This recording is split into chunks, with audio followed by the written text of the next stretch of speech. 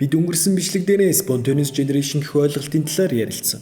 Амьд организм амьгүй зүйлсээс өөр аяндаа бий болдог гэсэн эртээрийн үзэл санаа.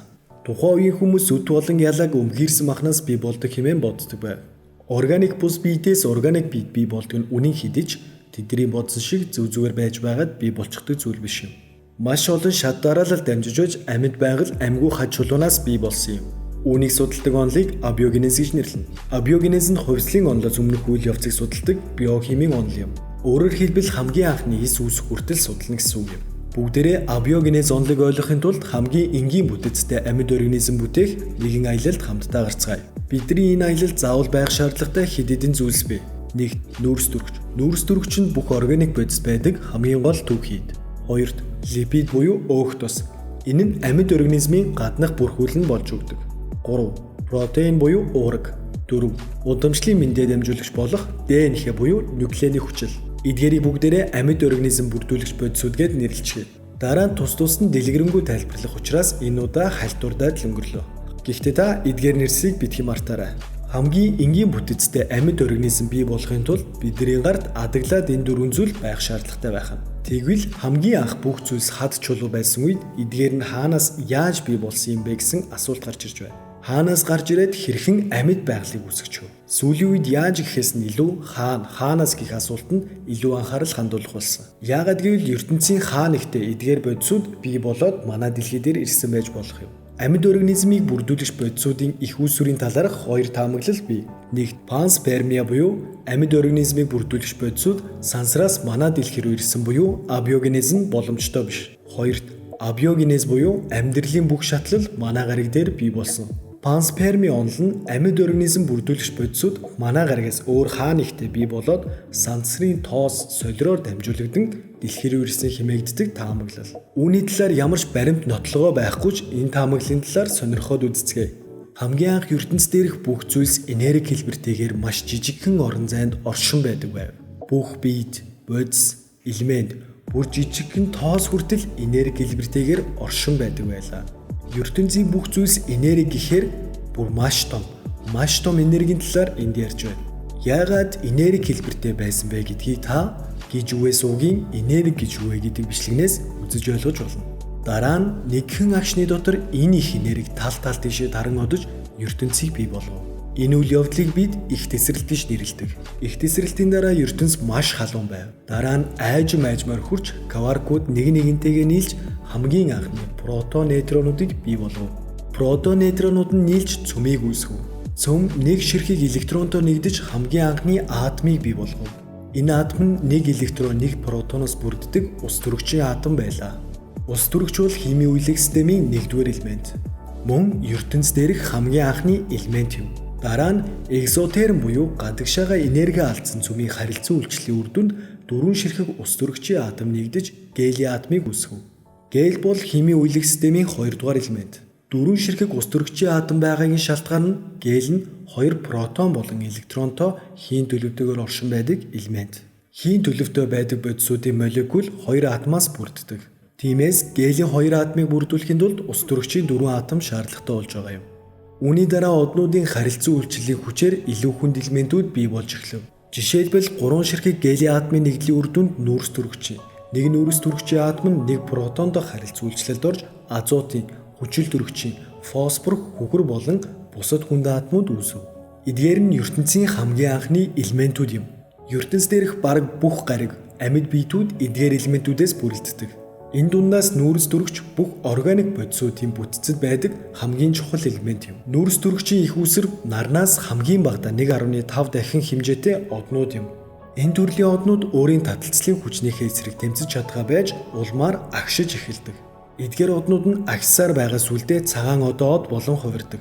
Цагаан одоо однууд таталцлын хүчийг эсэргүүцхийн тулд гелийг илүү хүнд элемент болох нүүрс төрөгч болгон хувиргаж термоядруулын энерги гаргаж авах процесс явагдана.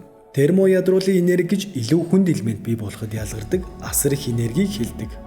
Үүний дараа таталцах хүч улам нэмэгдэж одны дотоод улаан нэмэгдэнэ. Гели бараг дуусах үед илүү хүнд элементүүдийг гаргаж авахын тулд нүүрс төрөгч харилцан үйлчлэлд орж эхэлдэг.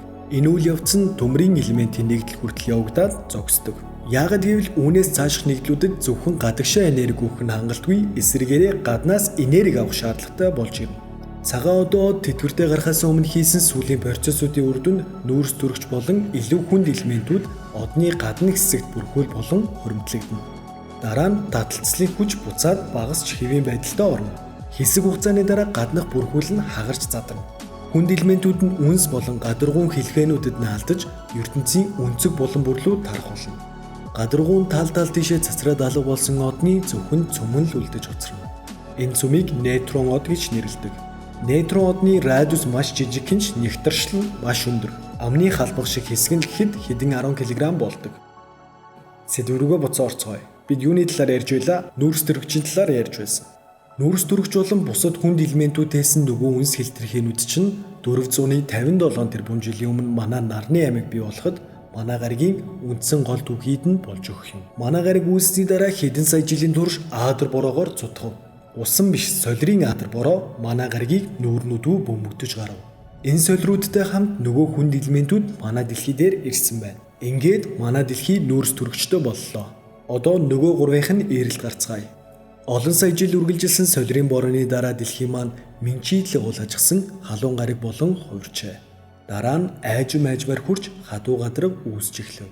Ойролцоогоор 4.4 тэрбум жилийн өмнө ангараг гаригийн хэмжээтэй Тиа гэх гариг дэлхийг мөргөж манай гаригийн нэг хэсэг тасарч одов. Тасарч удсан тэр хэсэгт бид сар гэдэг нэр өгчээ. Энэ мөргөлдөө манай дэлхийн хувь заяаг тэр чигээр нь уурчилсан юм. Мөргөлдөөнөөс хойш бүх зүйл цоо шинээр эхэлж манай дэлхий дээр далай, газрын гадар, атмосфер үүсч амьд организм бий болох нөхцөл бүрдэж эхлэв. Нөгөө солируудтай хамт усны молекулууд бас хамт ирсэн байлаа. Гэхдээ маш их усны молекул байсан учраас час халуун гаригийн маань цэнхэр усан гариг болгон хувиргажээ. Анх ярьсан дөрвөн бүрдүүлэгч дундаас хамгийн гол түүхийд болох нүүрс төрөгчийг хэрхэн манай гариг дээр ирснийг бид мэдэж авсан. Харин одоо үлдсэн нөгөө хідээ олоод авчихвал болох нь тэр. Нөгөө үлдсэн гурваа ахаад нэг санацгаая. Липид буюу өөх тус, протеин буюу уурга, ДНХ буюу нуклеиний хүчил. Энэ гурав нийлж амьд организм бий болохын тулд хамгийн эхлээд тусгай орчин байх шаардлагатай. Энэ үүргийг бүрхүүл буюу липидүүд хийж гүйцэтгэдэг. Липид гэж нэг иймэрхүү юм байна. Ус задардаггүй, дээд хэсэгтээ бөөрөнхий дугуй, доод хэсгээрээ сүүл хэлбэрийн хоёр хэсэгтэй. Бөөрөнхий дугуй хэсэг нь усанд гидрофилик шин чанартай буюу усанд байх дуртай. Сүүл хэсэг нь гидрофоб шин чанартай буюу усанд байх дургүй. Липидийн усан дургүй хэсэг нь уснаас зүгтааж нэг нэгнтэйгээр наалдаж явсаар нэгэн бүрхүүлийг үүсгэнэ. Уснаас салангад дотор нь химийн урвал явагдаж болох үс орчин бүрдүүлдэг. Гэхдээ одоохондоо дотор хэсэгт нь ч гэсэн ус байсаар л байна. Давстай баг зэрэг усны молекул дундаас шидийн юм шиг ДНХ болон уурга гарч ирээд амьд организм үүсгэнэ гэдэг мэдээж бүтшгүй зүйл. Мэдээж өөр ямар нэгэн зүйл болсон байх учиртай. Байж байгаараа ингэхэд липидүүд хаанаас гараад ирэв? Үүний талаар нэг таамаг бий. Нүүрс төрөгчийн дутуу эсэл болон ус төрөгч халж эрдэс бодисуудтай урвалд орж липидүүдийг үүсгэсэн. Тэр үед далай дотор галтуулын тогоонуудаас гарах нүүрс төрөгчийн дутуу эсэл энэхүү урвал явагдах нөхцөлийг бүрдүүлсэн гэж үздэг. За буцаад бүрхүүл рүү явцгаая. Бидэнд дотроо устай, гаднаач устай нэг бүрхүүл байгаа шүү дээ. Одоо бидэнд ДНХ болон уурга байвал болчих гээд байна. Эхлээд уургийн талаар ярилцгаая. Уурга 22 ширхэг ил изомерийн амин хүчлээс бүрэлддэг. Уурга бол амьд организм доторх хар ажилчин л гэсэн үг. ДНХ-гийн удамшлын код амжуулах, бодисын солилцооны сөрөг нөлөөлөлд хариу үзүүлэх, амьд организм доторх молекулыг нэг байрлалаас нөгөө байрлал руу зөөх гээд бүхий л хар ажлыг уурга хийж гүйцэтгэдэг. Гэхдээ энэ ажилсаг гэд яаж бий болсон гэдг нь бидний хувьд чухал. Уургийг гаргаж авахын тулд 1953 онд Стенли Миллер болон Харалд Үрэй нарын хийсэн нэгэн туршилтыг хамтдаа эзлэе. Миллер Үрейн туршилт гэдэг нэрээр алдартай. Энэ туршилтыг хийхин тулд бидэнд ус, метан, аммиак, ус төрөгч болон нүүрс төрөгчийн дутуу эсэл шаардлагатай. Эдгээр нь анх амьд организм бий болоход атмосферт байсан хээнүүд юм. Атмосфер гэсэн мөртлөө хүчил төрөгч байхгүй байгааг та анзаарсан байх. Хамгийн анх атмосфер бий болоход хүчил төрөгч байдаггүй байлаа. Мөн амьд организм үүсч бий болохын тулд хүчил төрөгчгүй вакуум орчин шаардлагатай. Бид эхлээд бүх зүйлээ энэ схемийн дагуу байрлуулах хэрэгтэй. Дараа нь баруун талын насосыг ажилуулж агаарыг сорж вакуумжуулна. Баруун гар талын шилэн савыг тал хүртэл нусаар дүүргээд халаахад бэлтгэнэ. Харин зүүн талын шилэн савыг нөгөө хийнүүдээрээ дүүргэнэ. Мөн аян цахилгааныг дуурайлуулахын тулд 2 электрод байршуулна. Ингээд ажиллуулж эхлэе. Хамгийн эхлээд усыг ууршуулахын тулд халаана. Усны уур 2 электродын дундуур өнгөрөх үед аян үүсгэхийн тулд нөгөө электродууд маань ож гаргаж цахилгаан захих болно. Дараа нь энэ хэсэгт усны уурыг хүргэсний дараа конденсацлагдаж эхний сав руу шингэн болж орох болно. Энэ схемийг 7 хоногийн турш тасралтгүй ажиллуулах шаардлагатай. Бид мэдээж 7 хоног хүлээж чадахгүй учраас Миллер болон Үрийн үр дүнг шууд харцгаая. Туршилтанд хэрэглэсэн нүүрс дүрэгчийн 10-аас 15% нь органик нэгдэл үүсгэж байна. Хамгийн чухал нь нүүрс дүрэгчийн 2 хүртэлх хувь нь уургийг бүрдүүлэгч амин хүчил үүсгэдэг болохыг туршилтаар баталж чадав. Энэ туршилтанд амин хүчлийн ил болон D-изомерууд бараг ижил тоотоогоор үүсэж байна. Энд нэг чухал зүйлийг тайлбарлах шаардлагатай. Ил-изомер нь амьд организмын бүтцэд шаардлагатай, харин D нь хэрэггүй юм. Тэгвэл амин хүчлийн ил болон D-изомер гэж юу вэ? Изомер нь адилхан химийн томьёотой боловч атомуудын бүтц нь өөр органик бодисуудыг хилдэг. Энэ нь органик бодисуудын нэг онцлог шин чанар юм. Органик бодис гэж нүүрс дүрэгч агуулсан бодисуудыг хилдэг. Жишээ нь амин хүчлийн ил болон D-изомерийн химийн томьёо нь энэ. Харин энэ хоёрын атомын бүтцүүд өөр юм. Мөн тус тусын онцлог шин чанарууд нь ч өөр. Энэ хоёрын зөвхөн ил-изомер нь амьд организм бий болоход шаардлагатай. Зарим нэг онцгой тохиолдолд D-изомер хэрэг болох үе бийж энэ нь маш ховор тохиолдол юм. Одоо бидний зөвхөн ДНХ хаанаас яаж бий болсныг мэдэх үлдлээ. Одоо хүртэл Миллер болон Үрийн туршилтыг өөр нөхцөлд туршиж үзсээр байгаа. Доторх хийнүүдийг сольж үзэх болгонд өөр амьд организм бүрдүүлэгч бодисуудыг гаргаж авч байна. Энэ дундаас катализ хийж чаддаг РНХ гаргаж авч чаджээ. РНХ нь ДНХ-гийн нэг өрөөс нь тална л гэсэн үг юм. ДНХ нь 2 полимероос бүрддэг бол РНХ нь 1 полимероос бүрддэг. Полимер нь макромолекулуудыг хилдэг.